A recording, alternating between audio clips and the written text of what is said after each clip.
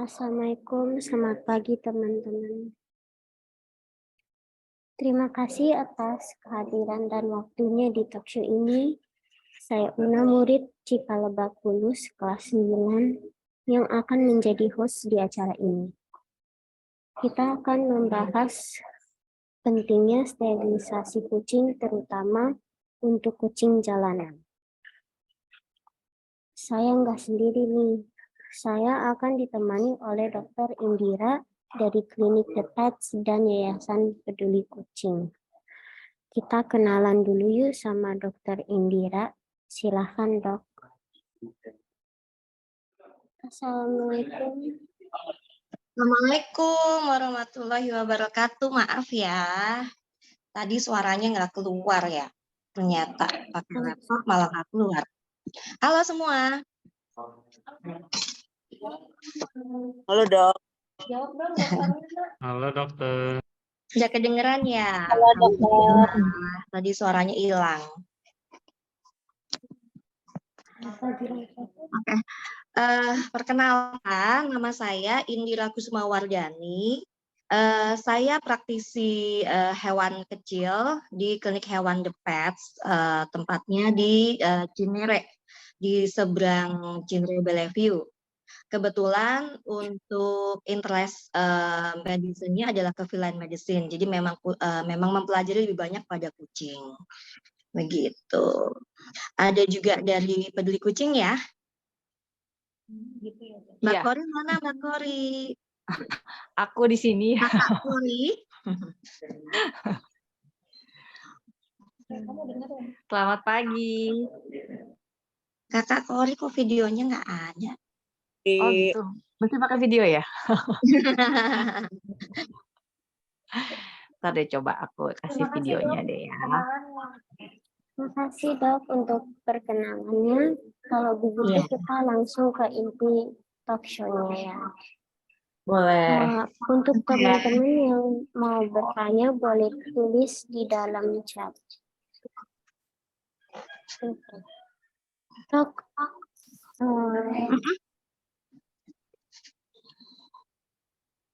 Dok, aku mau bertanya nih, apa sih syarat-syarat kucing yang bisa disteril? Oke, sebelum kita bicara soal syarat-syarat untuk steril, kayaknya mungkin kita harus bahas dulu soal sebenarnya apa sih steril itu.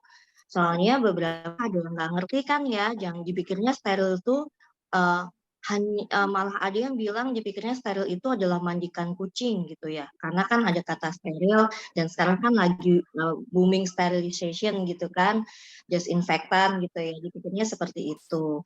Jadi steril itu adalah tujuannya untuk menjaga supaya si kucing tidak berkembang biak. Untuk prosesnya pada jantan dan betina itu berbeda. Kalau yang jantan itu dia tentunya adalah untuk tujuannya untuk tidak berkembang biak dengan cara kita menghilangkan testikelnya. Kemudian kalau untuk yang betina, kita yang hilangkan adalah rahimnya dan ovarionya. Jadi dengan cara seperti itu mereka tidak bisa melakukan perkawinan dan kemudian mereka tidak bisa berkembang biak. Kemudian tujuannya adalah untuk supaya menurunkan tingkat populasi kucing. Kemudian tadi kalau misalnya gimana, Kauna tadi? Kalau syarat-syarat bisa disteril gimana? Kalau syarat untuk steril itu sebenarnya kita ada dua yang harus kita lihat, apakah ini adalah kucing memang pemilik ataukah dia kucing stray, ya kan? Tetapi untuk dua ini syarat utamanya adalah yang pasti mereka harus dalam kondisi yang sehat, paling enggak tidak sakit ya. Nah, kalau untuk yang berpemilik biasanya kita standarnya biasanya umur 8 bulan ke atas. Terkadang ada yang harus dia kalau untuk betina harus birahi dahulu supaya tercapai semua hormonnya stabil baru kemudian disteril. Tetapi kalau kita bicara untuk kucing yang di jalanan, paling nggak minimal dengan berat 1,5 kilo sampai 2 kilo, kemudian dengan umur 6 bulan sudah bisa dilakukan steril. Begitu. Oh, dari kecil udah bisa disterilnya. Iya, kalau misalnya di kucing-kucing yang stray itu mereka terkadang umur 5 bulan sudah steril, sudah birahi. Nah, jadi supaya kita harus berburu dengan waktu tuh. Jadi supaya jangan sampai nih kucing udah keburu birahi dulu, terus kemudian dia berkembang biak dan kemudian jadi melahirkan kitten. Karena kucing itu cepat sekali berkembang biaknya. Dari 1 ekor dia melahirkan 4, ya kan? Nanti birahi lagi 4 lagi itu baru 1 kucing. Nanti yang 4 lagi nih beranak lagi, ya kan? Jadi kita harus meng-cut gimana caranya berburu dengan waktu supaya tidak berkembang terlalu banyak. Begitu. Kalau apa manfaat mensteril kucing, terutama untuk kucing jalanan, dan apa dampak untuk lingkungan manusia? Oke, kucing jantan itu kucing jantan itu apabila dia belum steril, dia kan ada hormon namanya testosteronnya itu ya. Nah, si hormon testosteron ini dia akan merangsang tingkat agresivitas kucing. Jadi kita kalau pernah lihat kucing tuh berantem di luar tuh, jantan sama jantan berantem, kadang-kadang suka ada di video-video kan ya, jantan-jantan berantem itu mereka tujuannya adalah untuk mempertahankan wilayah, kemudian untuk mencari pasangan untuk kawin. Jadi mereka akan berantem. Nah, terus ketika berantem dia akan mempertahankan wilayah juga dengan cara spraying atau pipis, nandain tempat-tempat namanya spraying. Kalau kita steril, itu tingkat agresivitas si kucing akan berkurang. Nah, kita akan menghindarkan kucing-kucing jantan untuk tidak gampang berantem. Nah, kalau sudah berkelahi dan bertengkar seperti itu kan dia bisa ada chance untuk terjadi penularan penyakit. Ada namanya feline immunodeficiency virus. Ada namanya feline leukemia virus. Jadi kalau FIV itu mungkin hampir sama dengan HIV pada manusia. Jadi kalau misalnya kita steril, berarti kan tingkat agresivitasnya akan berkurang. Berarti kan berantemnya akan berkurang. Jadi akan suara-suara berisik antar jantan itu juga akan berkurang. Dan kemudian akhirnya nggak terlalu banyak bau pipis sembarangan, kemudian penularan penyakit semakin banyak. Karena kan kalau misalnya nih, semakin banyak jumlah kucing, kucing ini lama-lama akan bisa menjadi hama ya, menjadi hama. Karena jadi banyak sekali. Jadi tujuannya sebenarnya adalah itu. Kemudian kalau jantan juga untuk menghindari terjadinya kanker testis, kemudian masalah di prostat. Kalau yang betina nih yang utama dia supaya tidak mencegah terjadinya piometra. Kalau misalnya di kucing jalanan kan kasihan ya, misalkan mereka baru lahir, terus kemudian si rahimnya belum kembali normal, dia akan birahi lagi, akhirnya lama-lama si rahimnya kan tidak sehat ya.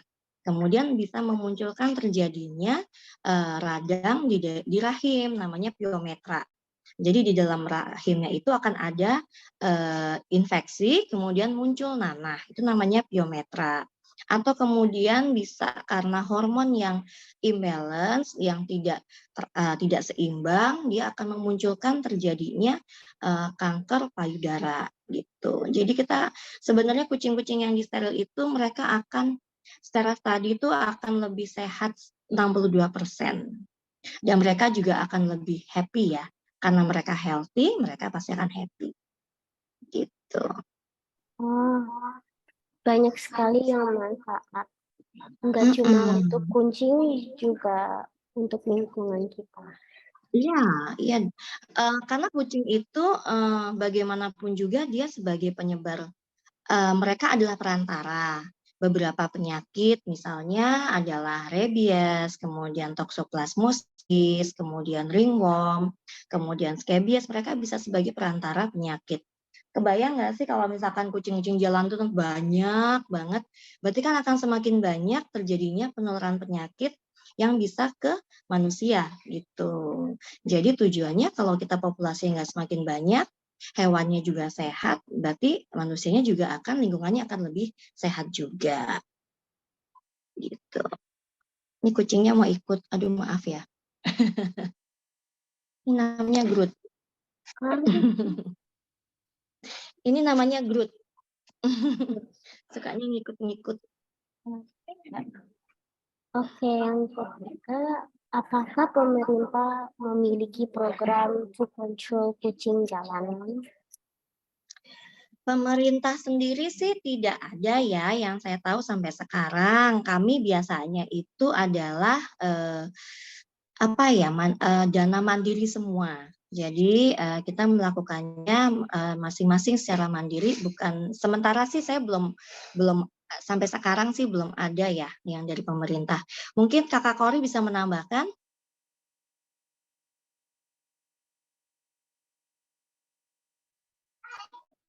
Mbak Kori.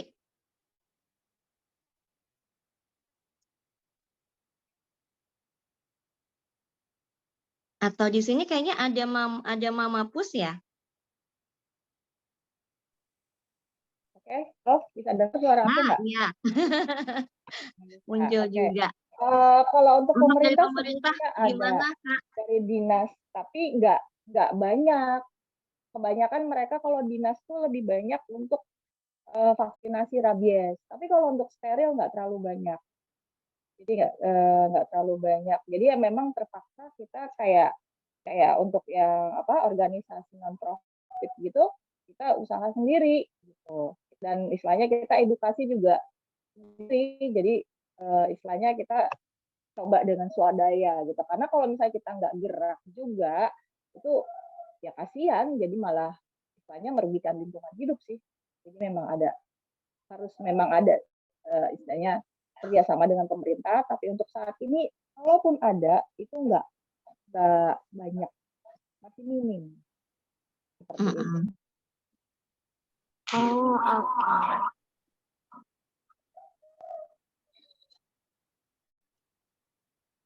Ada pertanyaan lagi kalau Kalau beberapa biaya untuk steril satu kucing.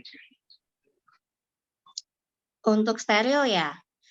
Sebenarnya kalau untuk biaya itu kita tidak bisa patok gitu ya. Jadi maksudnya artinya adalah tiap klinik itu memiliki kebijakan masing-masing untuk biaya.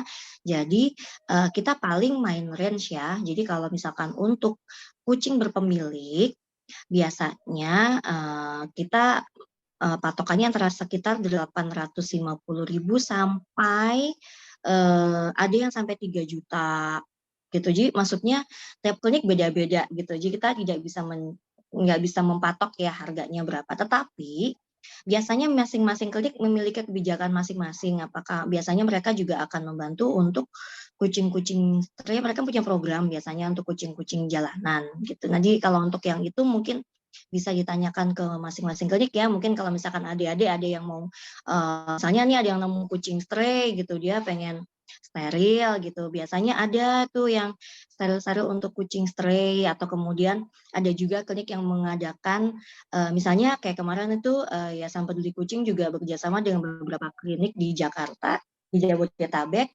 mengadakan steril gratis kayak gitu. Jadi memang masing-masing memiliki program masing-masing gitu. Begitu. Agak beda lah ya kalau untuk harga. Jadi bisa beda-beda. Beda-beda. Iya, bisa berbeda-beda gitu. Kalau kita mau bantu program steril kucing jalanan bisa kemana tuh? Biasa di sini kalau nggak salah ada Mama Pus ya. Tunggu sebentar. Mama Pus. Iya, ada di sini. Nah, ya udah. Jadi bisa. Jadi kalau untuk ini bisa kita untuk steril itu kita kerjasamanya dengan Yayasan Peduli Kucing juga dengan Mama Pus. Jadi Mama Pus bisa tolong dibantu kalau untuk donasi bagaimana? Untuk donasi sendiri bisa melalui Peduli Kucing sebenarnya ya. Yayasan Peduli Kucing biasanya memiliki program untuk sterilisasi gratis, tetapi biasanya memang kita bekerja sama berjualan ya Mbak Kori ya, dan Buy to Donate dan juga ada program.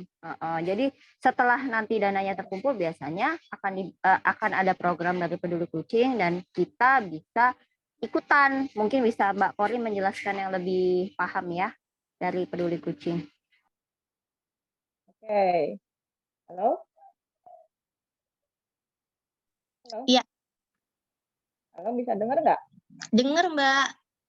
Oh, kedengeran. Jelas kok. Jadi biasanya gini, kalau Peduli Kucing itu karena kita dana swadaya, tapi memang kita juga nggak menutup kemungkinan misalnya ada yang mau donasi. So far sih kita kerjasama dengan perusahaan, misalnya dengan perusahaan pakan, kemudian perusahaan suplemen, terus kemudian kita juga bikin sesuatu gitu.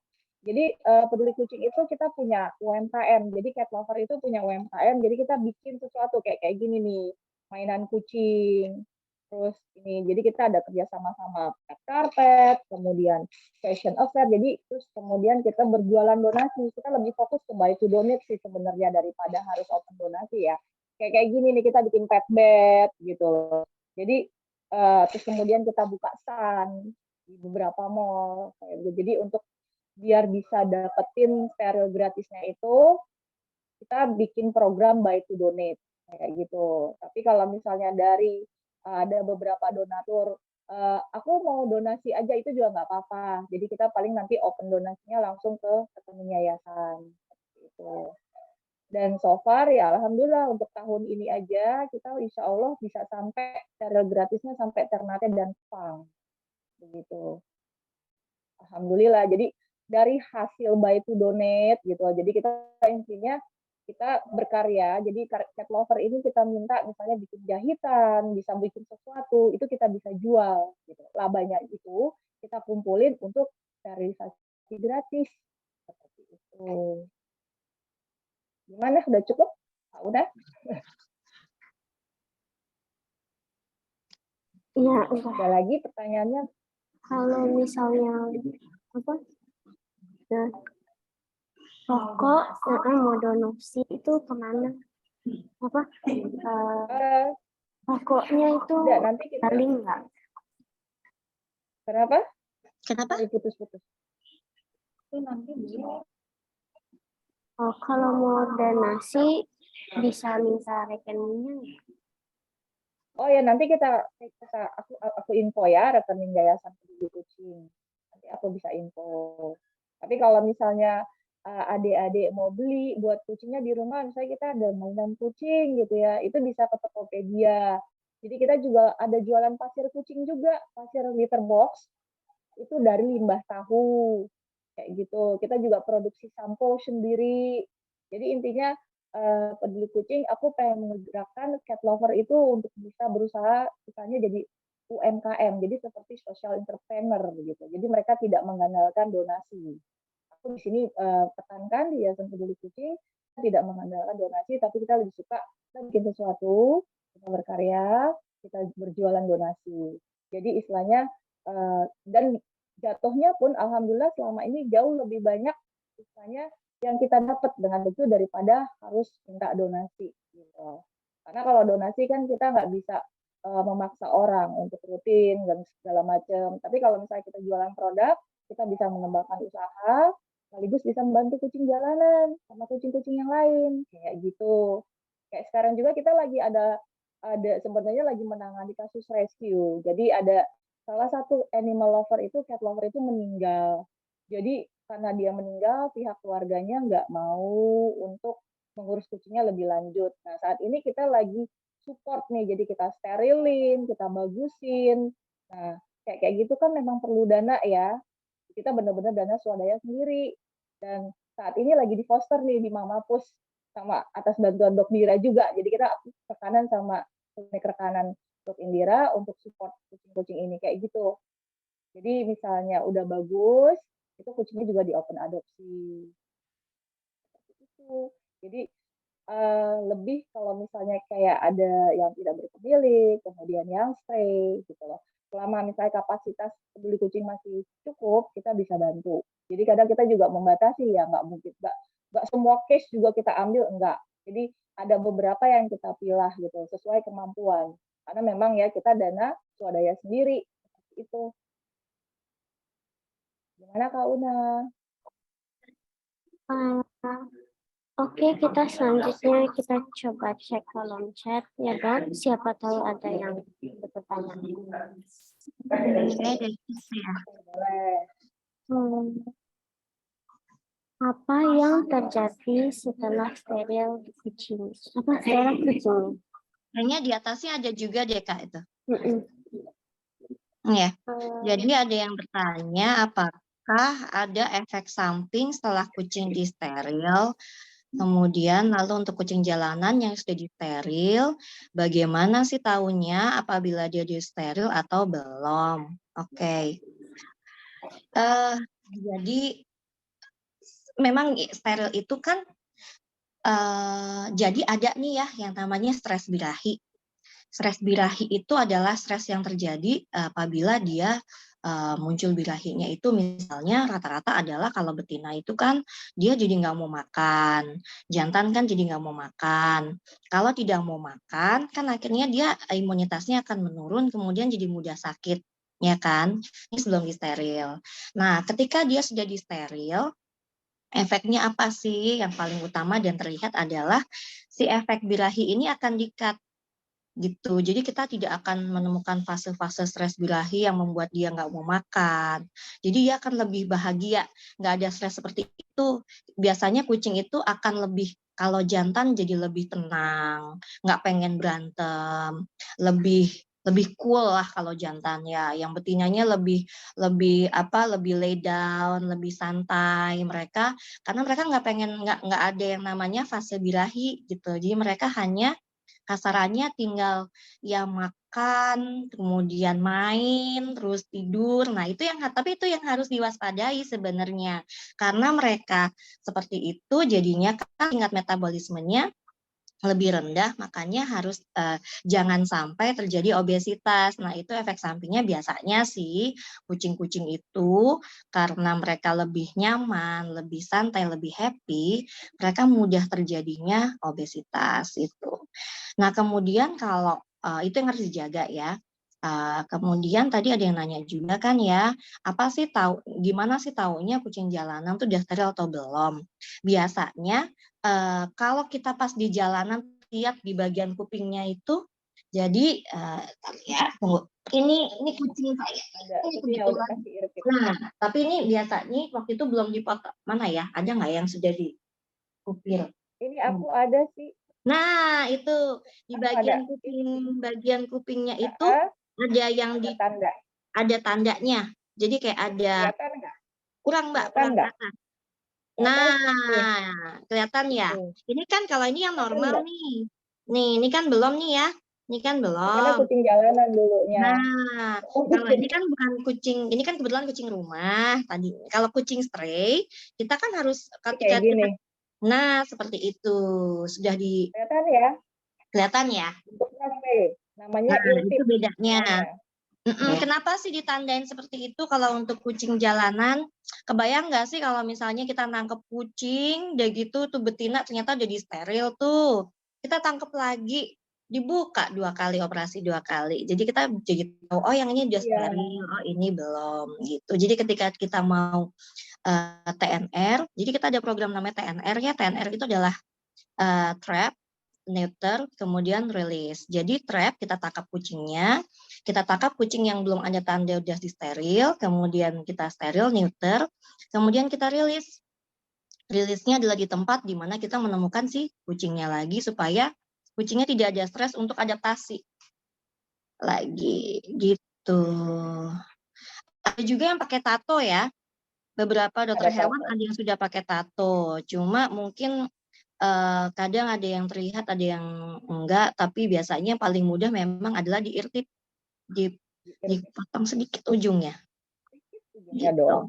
Dan itu istilahnya nggak ini kok, Kalau Nggak misalnya tato, menyakitkan, kita kalau spray agak susah, soalnya kalau nggak tato kelihatan. itu di bagian dalam kucing, jadi kadang dari jauh nggak kelihatan. Kalau kayak tadi kan langsung kelihatan, oh itu kucingnya udah disteril, jadi kita nggak usah tangkap lagi, kayak gitu. Mm-mm.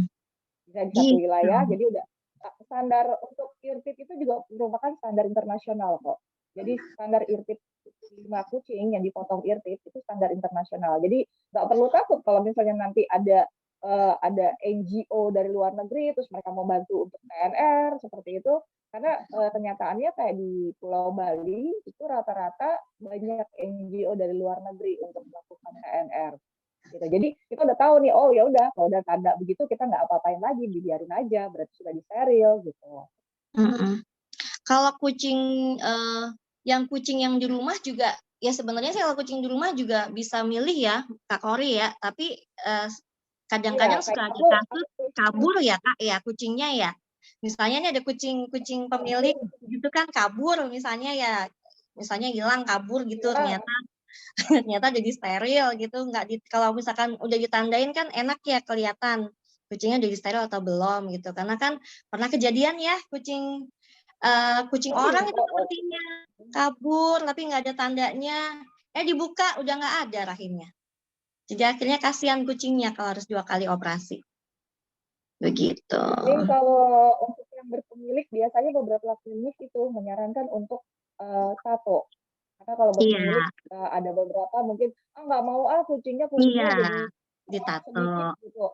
Ya udah pilihannya adalah ditato. Ditato. Jadi kayak hampir kayak anjing ya. Kalau anjing kan suka ada stand tuh. Ada stand di anjing, kalau anjing ras tuh ada tatonya gitu.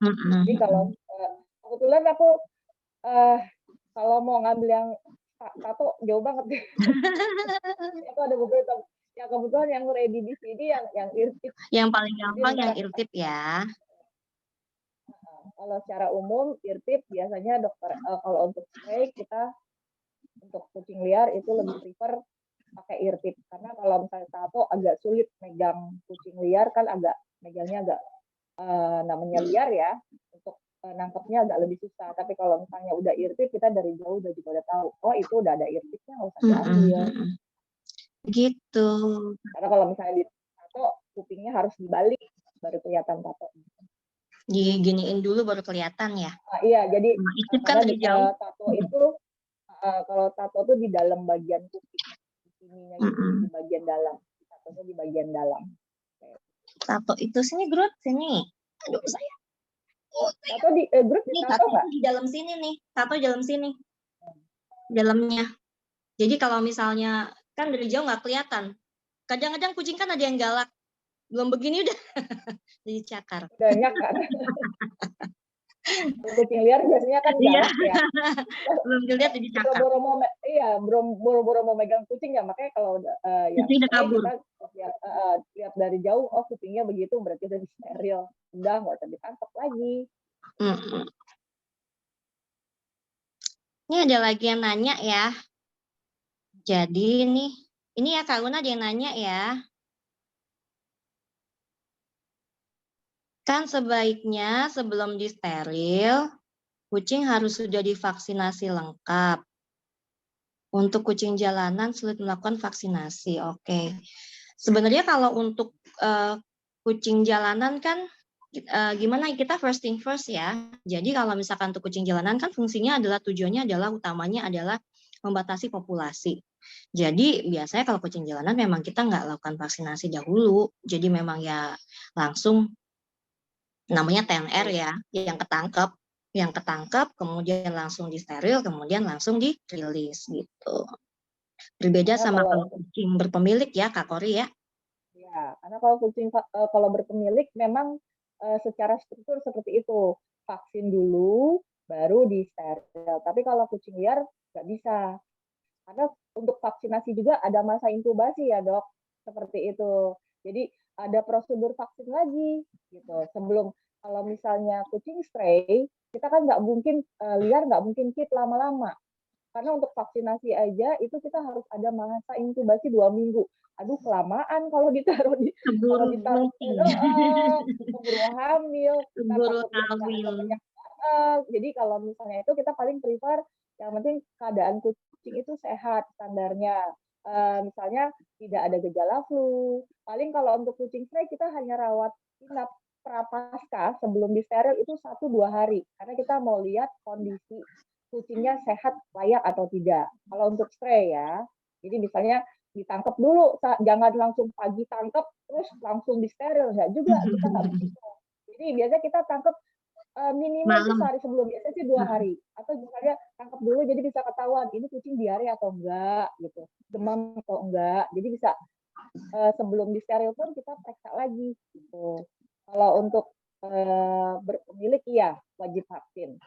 Jadi vaksin dulu baru steril. Tapi kalau untuk kucing liar jadi hanya pemantauan pra operasi gitu aja.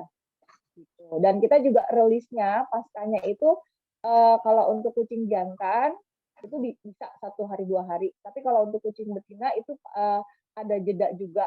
Misalnya sampai lukanya itu kering. Kira-kira mungkin sekitar 3-5 hari. Seperti itu. Itu kita rawat juga. Jadi nggak habis disteril pagi itu sorenya dilepas gitu. Enggak gitu. Jadi kita rawat dulu sampai luka luar itu kering. Baru kita kembalikan lagi ke habitat. Seperti itu. Dan setelah dikembalikan juga, kita juga ada tim untuk yang memantau kondisi kucing ini setelah disteril 1 minggu kemudian, 2 minggu kemudian, gitu loh.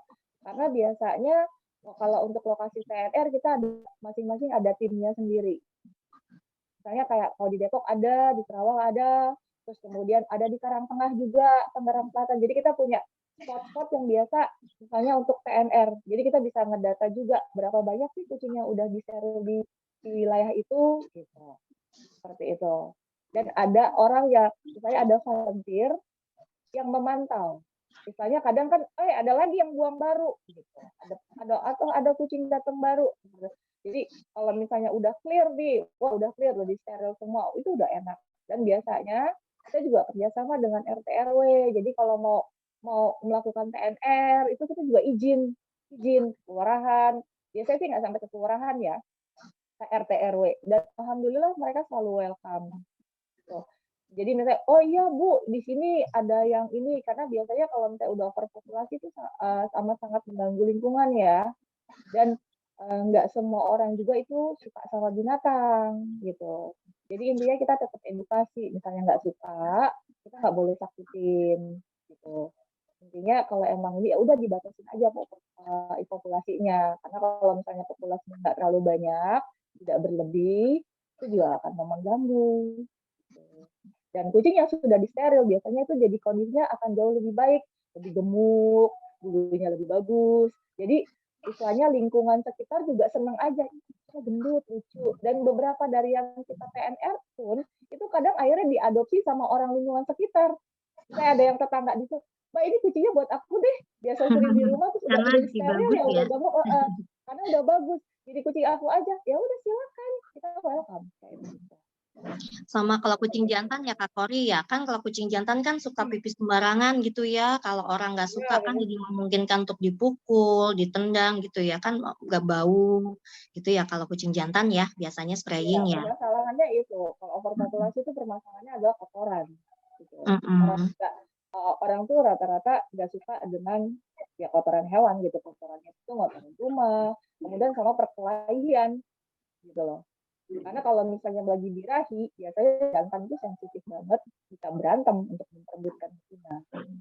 Itu jadi yang mengganggu tuh untuk lingkungan tuh seperti itu poinnya. Kalau kayak kesehatan kadang nggak langsung terlihat dampak langsung ya. Kayak misalnya karena kan nggak semua orang suka sama binatang. Tapi kalau misalnya kayak yang kotoran, kemudian berantem, itu nomor 1 orang langsung komplain, langsung kelihatan. Ini kucingnya berantem, bikin genteng saya bocor kayak gitu, langsung komplain gitu.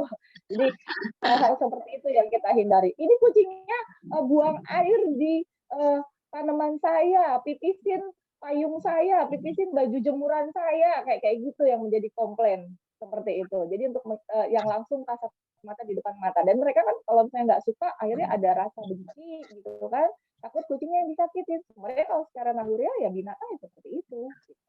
Jadi tugas manusia kita mencegah untuk ada kejadian-kejadian begitu. Dan ada Gitu. kejadian pembuangan bayi kucing kan Kak, supaya nggak terjadi seperti itu kan ya. Jadi kan beberapa ada yang nggak banyak suka banget bayi kucing, ada mereka di saya buang gitu. dibuang. Mm-mm. Kadang nggak dibuang sama induknya, kadang dibuang bayinya doang, dipisah begitu. Jadi kita harus edukasi gitu, edukasi terus jalan terus. Jadi misalnya kalau nggak suka, wih kucingnya jadi banyak nih beranak nih di rumah saya, dibuang. Gitu. Padahal kan pada saat kondisi kucing itu pasca melahirkan, kemudian bayinya belum bisa cari makan sendiri, itu sebenarnya sama seperti kita juga, manusia itu pasca rentan, itu tempat berlindung seperti itu. Tapi ya kita nggak bisa paksa untuk semua orang untuk sayang binatang, nggak bisa, kita nggak bisa paksa. Ya kayak misalnya ada temen, aku suka kucing, ya aku nggak suka, tapi paling nggak kalau nggak suka jangan menyakiti, itu aja. Jadi kita ada step-stepnya. Jadi aduh aku nggak suka tapi aku merasa terganggu, gimana ya caranya kayak gitu. Wah, senang sekali jadi banyak belajar dan dapat informasi penting dari Dokter Indira. Terima kasih banyak ya Dok untuk metodologinya. Terima kasih juga teman-teman yang sudah hadir pagi ini. Karena waktu terbatas, kita akhiri dulu talk show ini.